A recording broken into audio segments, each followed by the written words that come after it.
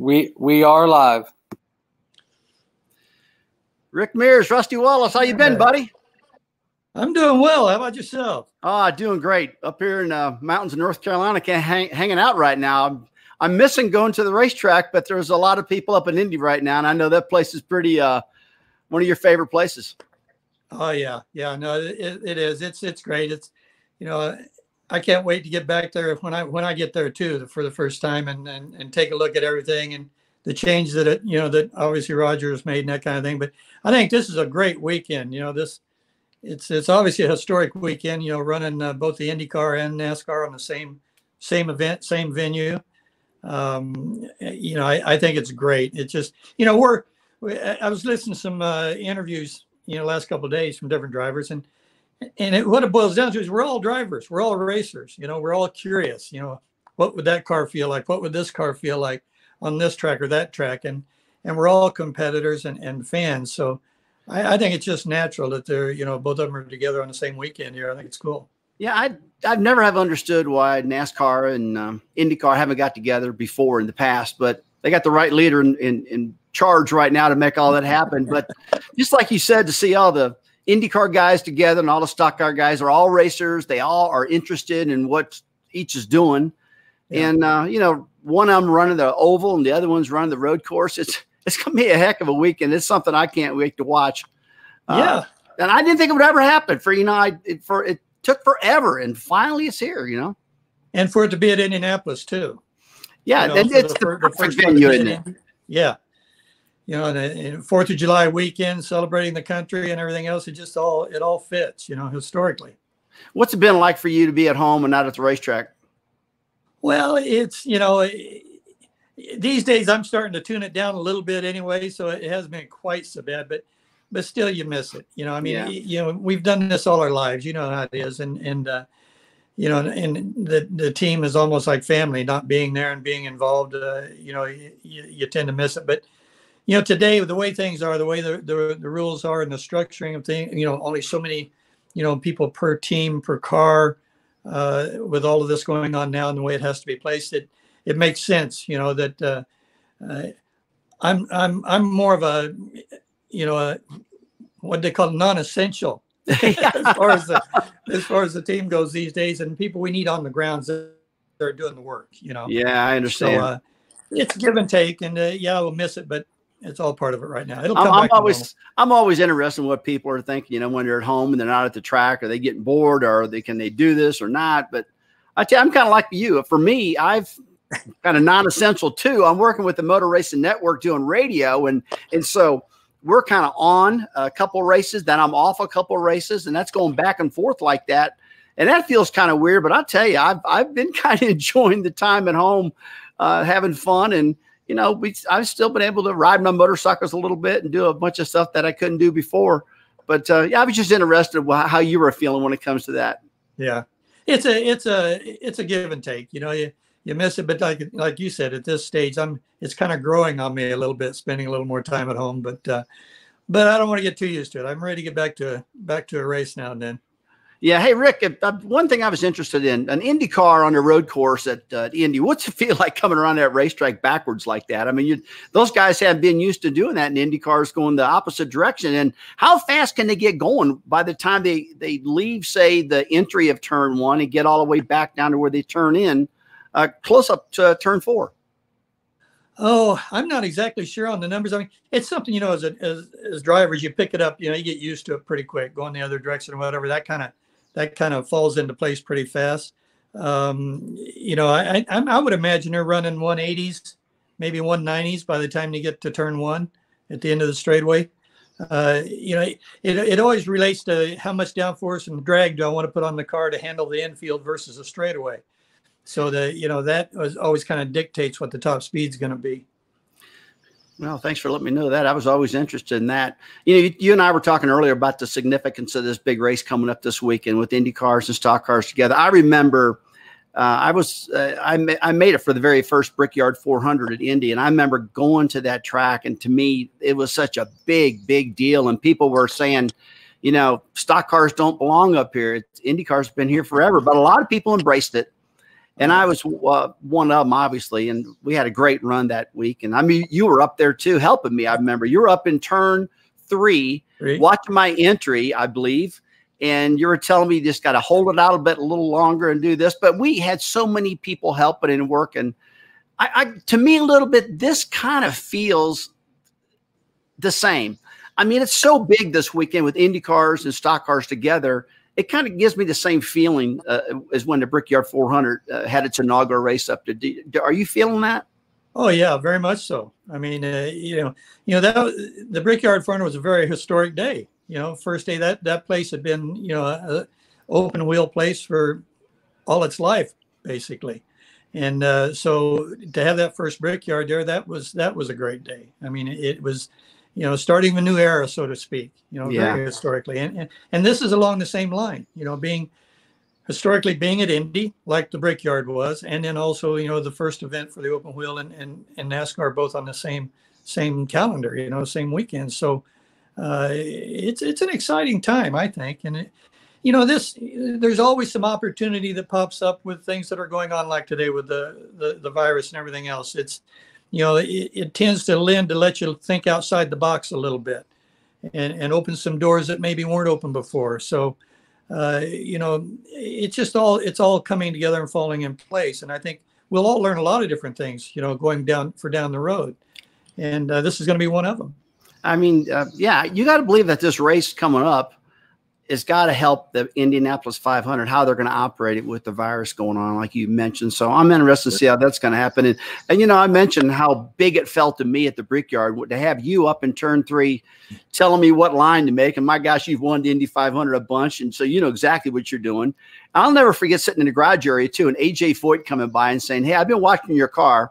You got to get the front of that car lowered to the ground if you're going to run fast here." And we never even looked at stuff like that in the past, And AJ's like, "You got to have more rebound on those front shock absorbers and do this and do that." I'm like, man, I can't believe I got two world superstars helping me get around Indianapolis. But that was a big, big week. And it's something that, that I'll never forget. Believe me, if we would back then, if we had showed up at Daytona, we'd have had you right there, question you the same way, figure out what we needed to do. When stuff like that happens, it makes me think about the Cup Series. When I was driving, I quit driving in 2005, and we had a question come in from somebody that said, "Do I miss driving in the Cup Series?" And I do. I miss a lot. I mean, this particular, I guess it's in 2 weeks, I'm going to be up at Bristol, Tennessee, announcing that race for the All-Star race. And gosh, I won that place 9 times. And you go to a place like Indianapolis, where I finished second there 3 times and had it won within 9 laps to go, all 3 of those races. I think you probably remember some of them I was in doing that, and how disappointed that was. But still, man, I'll tell you, I just got done telling you how good a time I'm having, just kind of relaxing in life and stuff like that, and doing things I could never do before. But I still miss driving that car. I still miss getting in it and going. Sure. What about you? Is there tracks that, you say, I'm done with that, I don't care about that, but if I could go back one time, it'd be this one? And which one would it be, Rick? Oh, I don't know. I mean, it's, it would depend on what I was doing. Like qualifying, I loved Indy for qualifying, because that was the highest pressure packed thing we did all year long to me. And, if you're in the hunt, if you're in the hunt for the pole or the front row, the pressure was on. Well, obviously being with Penske, they always gave me the tools to be in the hunt. So, we were under pressure every year. But that was the highest pressure pack, but it's the most rewarding too because of that. So that was one of my favorite places to go for qualifying. Racing, it would vary. I love the short track, the mile tracks like Phoenix or Milwaukee. You're in traffic all the time, constantly something going on.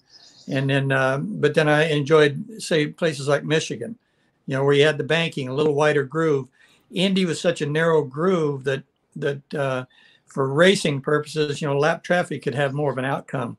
You go to a place like Michigan, as wider grooves, you could run 2 and 3 abreast, and you catch a car, there's always somewhere else you can go. So for racing, it would be places like that, but qualifying would be Indy. But, like you said, there's always going to be things you miss about being in the car, period, But also I know that the part that I enjoyed, which was running the car on the limit and trying to get it through the corner, you know, getting it on the right rear, getting it freed up, and getting it through there quicker than anybody else. That was the fun part.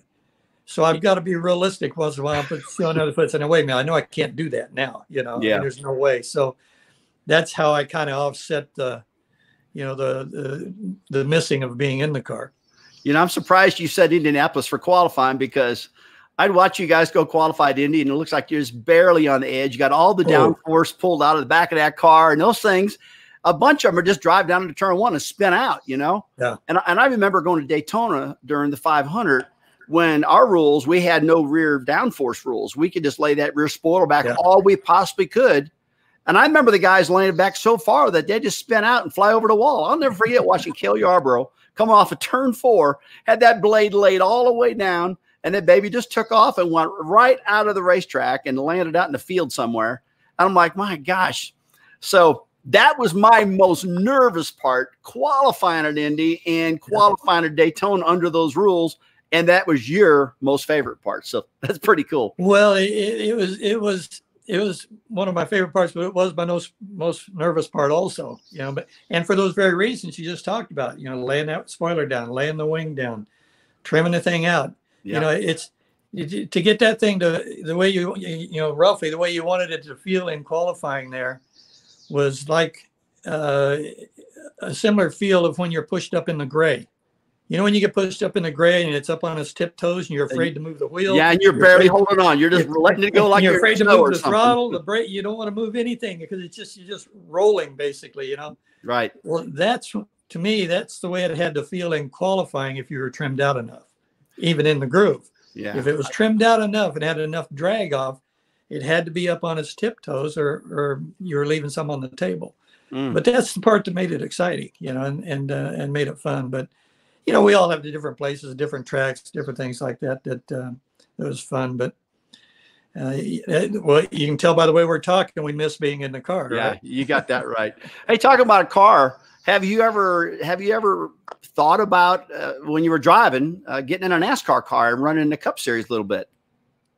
Oh yeah, there were some times, you know, back in the early '80s, USAC had their stock car program, and I ran a couple races in their cars. Now, obviously, I ran some of the, you know, several years of the IROC series in that kind of thing. I ran some local short track at home. I love stock cars. They were a lot of fun. And I was kind of getting, I was kind of getting some opportunities. But to me, you know, it boiled down to which one I enjoyed the most. And at the time, I enjoyed the INDYCAR more as far as driving it. And also, you know, I wasn't going to try to do both. You know, you can't jump in somebody else's backyard, something they do every Saturday night, and be competitive on a one-off basis. So I'd made up my mind if I was going to do it, because I did enjoy it. If I was going to do it, I was going to have to give up one and do the other. Yeah, I wasn't going to try to do both. Yeah, makes a lot of sense. And I just wasn't. Yeah, and I wasn't willing to give up the INDYCAR deal. I really enjoyed those cars. They suited my style of driving more my natural style. And I just enjoyed driving them, and I didn't want to give that up. I'll never forget the time that we went when we first started Team Penske back in 1991. Mobil Oil had you and I down at Sebring, I think, and you were driving a stock car, and I'm in your Indy car with an open face helmet, driving around there. Like, I figured out real quick why you got to have a full face helmet. There was no doubt about that. But we got to do some cool things. And I remember, what about the time that I went to work for ESPN and I wanted to go down to the track in Florida, Homestead, and I wanted to drive an Indy car, and I wanted to make sure I knew what I was talking about on air and see what it felt like and everything. And so you guys tested all day long. I remember Sam Hornish and Elio. And at the very end of the day, I got in that car and I went out there, and it was, I think Hornish was either first or second in practice that day. And I got in his car, put my seat insert in there that we made up at the shop in Reading, I believe it was. And then I went out there and I thought I was just literally flying around that racetrack. And I'd come down that back straightaway and get out of the throttle. And I pulled in, and you walked up to me and said, "Hey, why'd you get out of the throttle? You got to trust that car. It'll stick." And I'm going, I don't trust nobody when it comes to stuff like that. But no, that's right. That was a fun time driving that Indy car that day, and you helping me right there. I really appreciate that. It was it's always great seeing somebody that hasn't been in them, like yourself at that time to experience it, because they're and you did a great job. I mean, you're a racer. Anything you wanted to get in, you could run it. It's just a matter of getting the seat time and go do it and learn the track, learn the car, whatever. As we both learned over the years, once you get in and get going, a car is a car is a car. You got 4 footprints on the ground. You're trying to get them hooked up better than everybody else and get it through that corner quicker than everybody else. The basics are the same. They never really change. And the difference is in the first few laps, being new, a whole new experience and what you're feeling, listening to the car, what it's telling you, what it wants versus what another car wants. Basically they want different things. So it's fun, and that's what's fun to see somebody new, and like when you did that day, get in it and see the new experience and hear your feedback of what it feels like to you, and see how it compares with what it feels like to me. It's a curiosity thing. It was an exciting day. It's great. Yeah. Oh yeah. There's a lot of times like that I wish I could relive, and we had a question come through earlier. A fellow was asking us about, if I could relive one of the races that I was in and you could relive one of the races you were in, what would they be? And for me, it would probably be the Brickyard 400.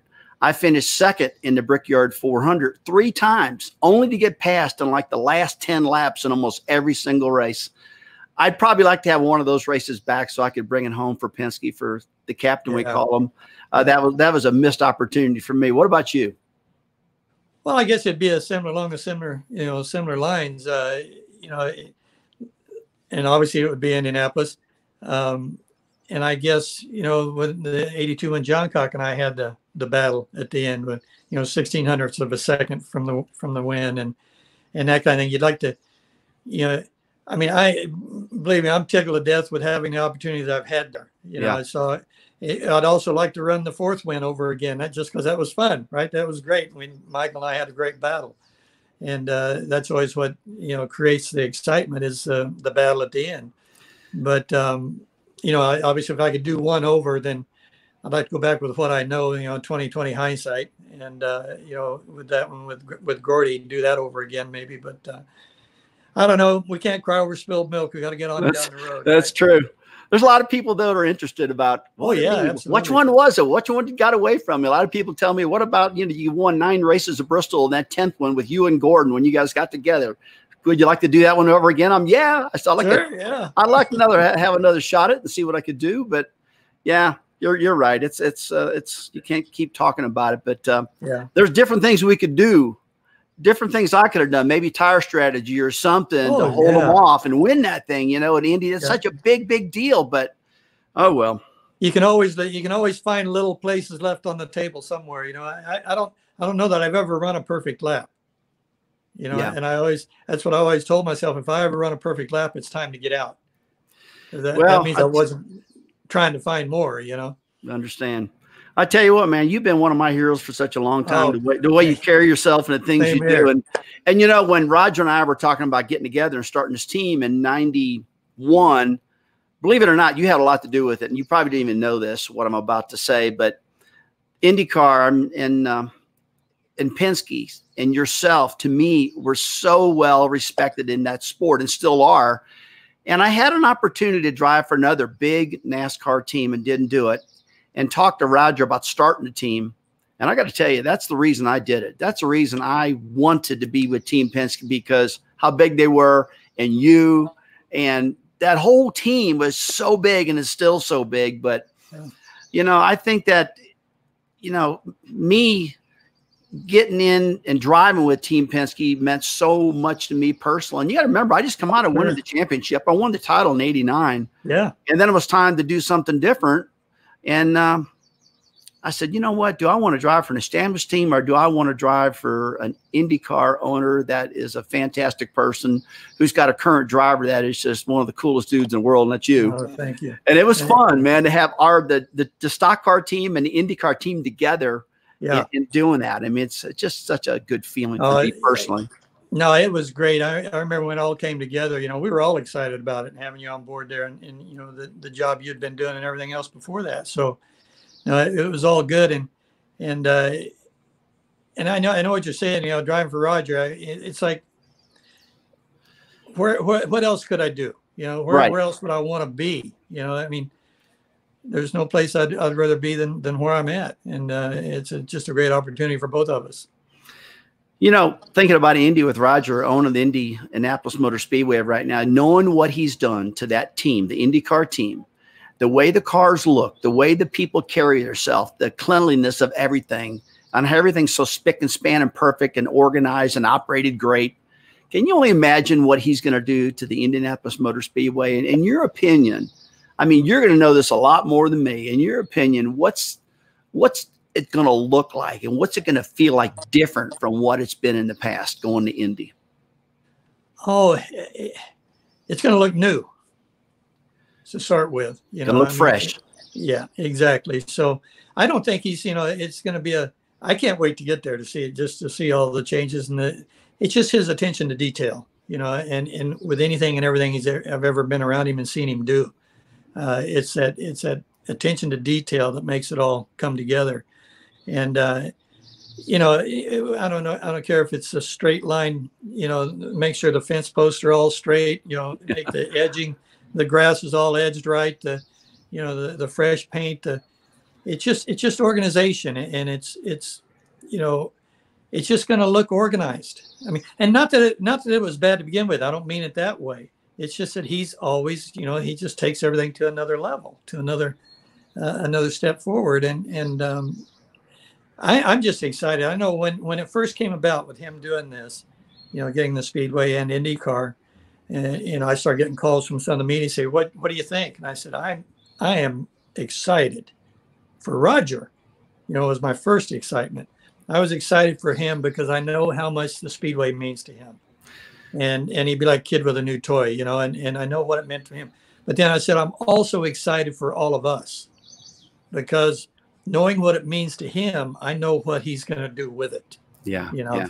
And it's going to be great for all of us, anybody involved in this sport. So across the board. And I was excited all around.